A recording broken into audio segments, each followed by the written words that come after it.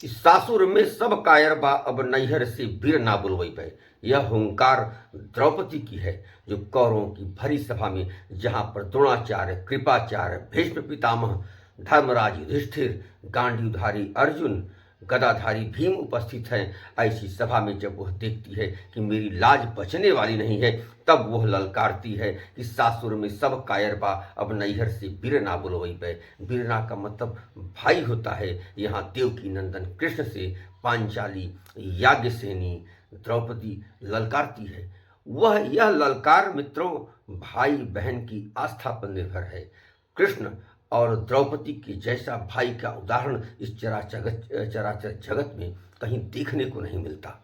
यह आवश्यक नहीं है कि भाई बहन एक ही कोख से पैदा हुए हों। एक कोख से आप पैदा हुए हैं, फिर भी भाई का बहन के प्रति, बहन का भाई के प्रति यदि आस्था नहीं है, तो वह संबंध उतना मजबूत नहीं होता। इसी आस्था के संबंध को मैं आज लेकर आया हूँ, और भाई बहन के संबंधों की मजबूती को, भाई बहन के संबंधों की आस्था को जितनी सुंदरता से महाकवि पंडित चंद्रशेखर मिश्र जी ने अपने इस द्रौपदी खंड काव्य में किया है। ये मिश्र जी, पृष्ठभाग पर मिश्र जी बने हुए हैं, पंडित चंद्रशेखर मिश्र, जिन्होंने छंदों को जिंदा किया। आप इस काव्य को अगर पढ़ेंगे तो आप स्वयं कहेंगे कि वास्तव में भाई बहन के संबंध पर यदि कोई काव्य है तो वह काव्य है महाकवि पंडित चंद्रशेखर मिश्र जी का।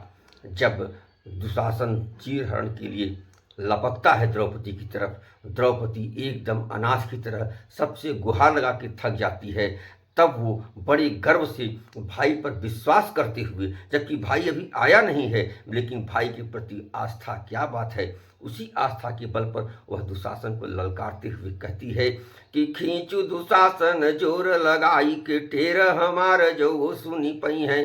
खींचू दुशासन जोर लगाई के टेर हमार जो सुनी पई है। और भौजी की गोद में हुई है तब विश्वास हमें हरी नाही भूलई है। तो टेर सुने न अबेर लगे रहिया में कतौ थिर ना रही पई है। टेर सुने न अबेर लगे रहिया में कतौ थिर ना रही पई है। तो नार नदी बन डाकत रे बनी के हिरना बिरना चली आई है। ये बहन की आस्था है, उसका पूर्ण विश्वास है द्रौपदी को कि हमारे भाई कृष्ण के कान में अगर मेरी गुहार पड़ गई तो वो आएगा, अवश्य निश्चित ही आएगा। और जब कृष्ण नहीं आते हैं तो बहन की आस्था को देखिए। वो कहती है भाई बहन का संबंध मित्रों बहुत ही कोमल होता है। मैंने जैसा कहा कि वो विश्वास का रिश्ता है, वो दुलार का रिश्ता है। जब कृष्ण नहीं आते हैं और द्रौपदी की लाज संकट में है, तमाम योद्धाओं की उपस्थिति में, जो कि अकेले समर्थ थे इस पूरे घटनाक्रम को रोकने के लिए, फिर भी द्रौपदी का चीरहरण हो रहा है, कृष्ण नहीं आते हैं। द्रौपदी कहती है कि अगर भाई आज तुम नहीं आओगे तो मैं क्या क्या कर डालूंगी, आप सुनिए। कहती है कि गाढ़े में जाऊं बिसरैब हमें, कि गाढ़े में जाऊं बिसरैब हमें हरी जातो हसे हम बोलब नाही। और तू बहिनी बहिनी कहब्या फेरी नात कबौ तो से जोड़ब नाही। तब पूस में लई खिचड़ी अइब्या गठरी सड़ी जाए पे खोलब नाही। पूस में लई खिचड़ी अइब्या गठरी सड़ी जाए पे खोलब नाही। और सावन में तो है बान्हे बदे जरई फेरी ताल में बोरब नाही। ये उलाहना देती है द्रौपदी, अगर नहीं आओगी तो भाई बहन के संबंध से संबंधित जितने भी तीज, जितने भी त्योहार हैं, वो द्रौपदी नहीं मनाएगी। इसलिए आज तुमको वासुदेव नंदन कृष्ण अपनी कृष्णा की लाज बचाने के लिए आना पड़ेगा। मित्रों, कृष्ण तब भी नहीं आते हैं। द्रौपदी अपनी स्थिति को रखती है। बहुत ही कारुणिक प्रसंग। पंडित चंद्रशेखर मिश्र जी को बारंबार प्रणाम करता हूँ। मित्रों, इस काव्य को आप जितनी बार पढ़ेंगे, बार बार पढ़ने का मन करेगा। जब कृष्ण तब भी नहीं आते तो द्रौपदी अपनी स्थिति को रखती है और कहती है कि माधव तुम नहीं आ रहे हो, मेरी दशा तो देखो। वो कहती है कि मोछी मुरेरत आँखी घूरेरत, कि मोछी मुरेरत आँखी घुरेरत पापी के केहू निरेखत नाही और ताकत बा हमही के सबे ओकरे ओरिया केहू देखत नाही। तो सासू जेठानी खड़ी देवरानी दुशासन के केहू छेकत नाही। सासू जेठानी खड़ी देवरानी दुशासन के केहू छेकत नाही। तो हे बीरना हमरे ऊपरा फटयु धोतिया केहू फेंकत नाही। द्रौपदी बताती है कि नाथ, हे माधव, हे जगत चराचर जिसके हाथ में है, हे दीनबंधु, आज मेरी लाज जाने वाली है और मेरी ये दशा है, अभी तुम आए नहीं। द्रौपदी एक तरफ मन ही मन तो वासुदेव कृष्ण के अपने मन की दशा बता रही है और दूसरी तरफ कौरवों को यह दिखाना भी चाहती है कि पांचाली याज्ञसेनी डरी नहीं है तुम लोगों से। और वो ललकारते हुए कहती है, इस अद्भुत छंद को देखिए, मैं जैसा कह रहा था कि भाई और बहनों का संबंध मित्रों आस्था का है। द्रौपदी कहती है कि जियत बा जबले भयवा, कि जियत बा जबले भयवा यह सान नयानक माथे चढ़ैबे। वहां पर द्रौपदी के पांचों पति बैठे हुए हैं, जिसकी वजह से एक द्रौपदी का नाम पांचाली भी है। अर्जुन है, कृष्ण है, अर्जुन है, भीम है, युधिष्ठिर है, जो है कि गांडीवधारी अर्जुन है, तमाम लोग बैठे हुए हैं। लेकिन ना, सबसे मजबूत, सबसे विश्वासी रिश्ता मित्रों पति का होता है। लेकिन ऐसे विपत्ति के समय में द्रौपदी के पांचों पति भी विमुख हो गए हैं। ऐसे में द्रौपदी भाई की तरफ जाती है, मायके पर बड़ा भरोसा होता है मित्रों। द्रौपदी कह रही है कि जियत बा जबले भयवा, कि जियत बा जबले भयवा यह सान नयानक माथे चढ़ैबे। कि जियत बा जबले भयवा यह सान नयानक माथे चढ़ैबे। और गाढ़ी में भारी भरोसा हमार उन्हें तजिके के भला गोहरैबे। कि गाढ़े में भारी भरोसा हमार उन्हें तजिके के भला गोहरैबे। तो पांच पति पर ऐसी गति यही देश में साझही आगी लगैबे। पांच पति पर ऐसी गति यही देश में साझही आगी लगैबे। तो सासुर में सब कायर बा।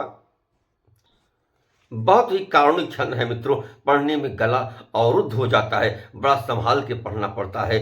आपसे मैंने कहा कि इस काव्य को आप पढ़ेंगे तो आप स्वयं कहेंगे कि भाई बहन के संबंधों पर आधारित इससे अच्छा काव्य हो नहीं सकता। कहती है कि जियत बाजबले भयवा यह सान नयानक माथे चढ़ैबे। कि जियत बाजबले भयवा यह सान नयानक माथे चढ़ैबे। और गाढ़ी में भारी भरोसा हमार उन्हें तजिके के भला गोहरैबे।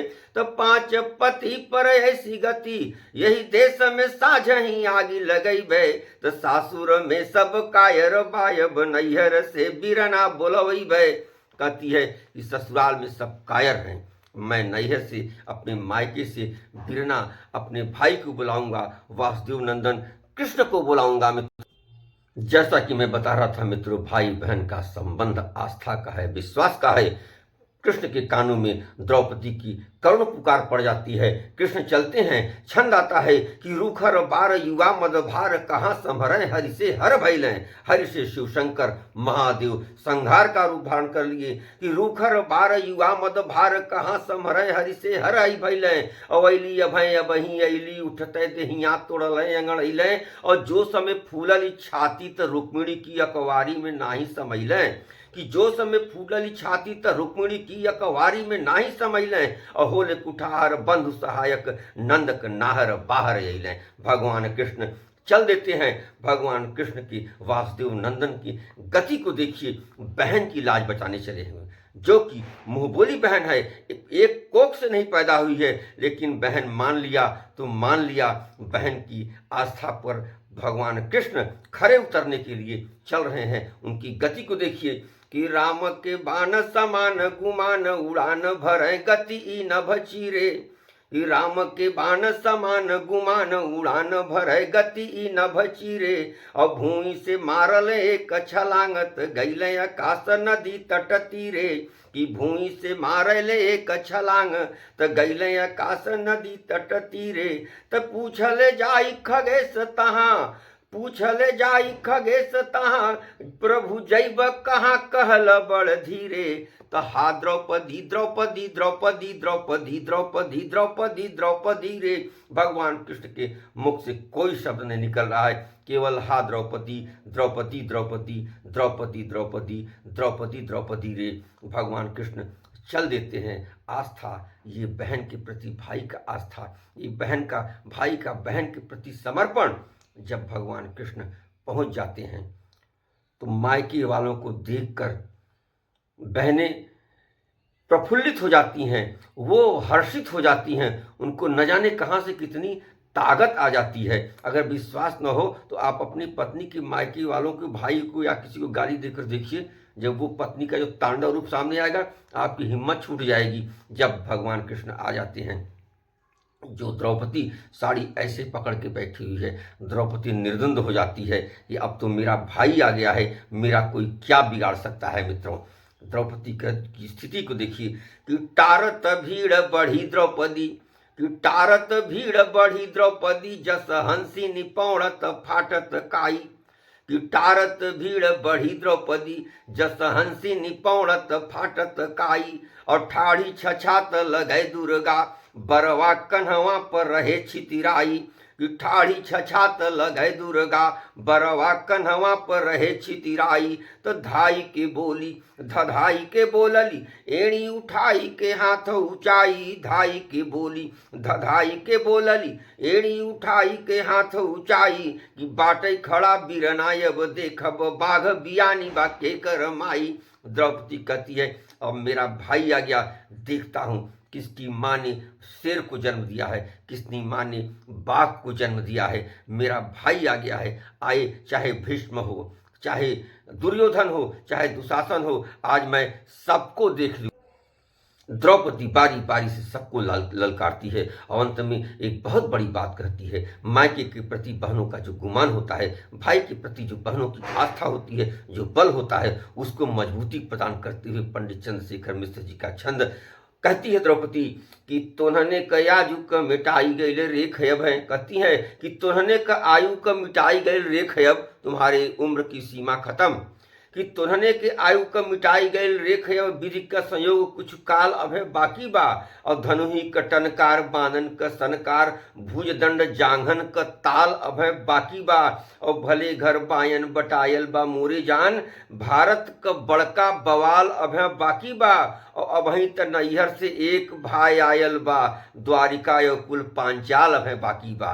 वाह, द्रौपदी कहती अभी तो एक भाई आया है, अभी तो मेरा पूरी द्वारिका बची हुई है, पूरा पांचाल बचा हुआ है। तो मित्रों, भाई और बहनों का संबंध बड़ा प्रगाढ़ होता है, विश्वास का संबंध है, रक्त से ज़्यादा विश्वास का संबंध है, दुलार का संबंध है, प्यार का संबंध है। भाई को भी समझना पड़ेगा, बहन को भी समझना पड़ेगा।